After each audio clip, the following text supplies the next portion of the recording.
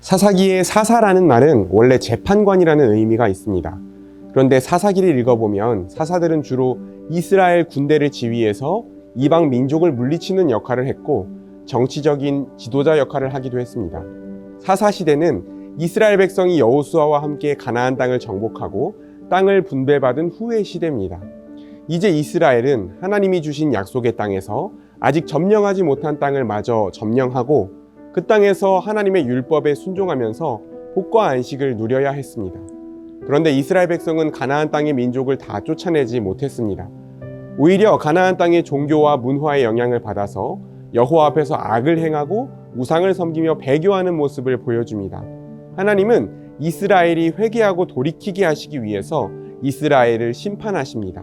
이스라엘이 이방 민족에게 침략을 당하고 지배를 받게 하신 것입니다. 하나님의 심판을 받은 이스라엘이 고통 중에 하나님께 부르짖으면 하나님은 사사를 세우셔서 이스라엘을 구원하십니다. 그런데 하나님이 이스라엘을 구원하시고 평안을 누리게 되면 이스라엘은 다시 우상을 숭배하고 하나님을 배반합니다. 사사기는 이 이스라엘의 배교, 하나님의 심판, 하나님의 구원, 이스라엘의 재타락이 계속 반복되는 구조를 가지고 있습니다.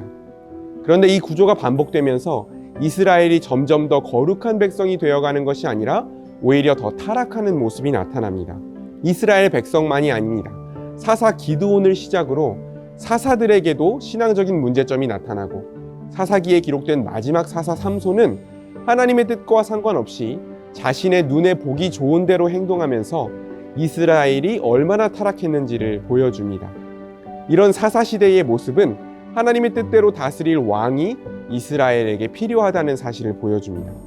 사사는 일시적으로 일부 지파를 다스리는 지도자였고 이스라엘에는 온 백성을 다스리는 왕이 없었습니다. 하나님의 백성 이스라엘은 사람이 아니라 진정한 왕이신 하나님을 왕으로 섬겨야 했기 때문입니다. 그런데 사사기는 사사시대를 그때에는 이스라엘의 왕이 없으므로 사람마다 자기 소견에 옳은 대로 행하였다고 정의합니다.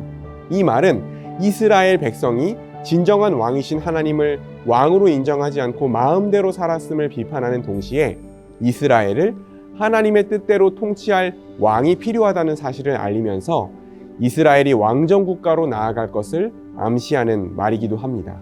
하나님은 하나님을 경외하고 하나님의 뜻대로 이스라엘을 다스릴 다윗 왕을 준비시키실 것입니다. 그리고 이 다윗 왕은 영원히 하나님 나라를 다스릴 왕이신 예수 그리스도를 보여줍니다. 사사기를 읽으면서 사사시대와 다를 바 없이 하나님의 통치를 거부하고 우상을 숭배하며 살아가는 이 시대와 우리 자신의 연약함을 돌아보고 우리를 이 죄에서 구원하실 유일하신 분, 진정한 사사이신 예수 그리스도를 더욱 의지하는 시간이 되길 바랍니다.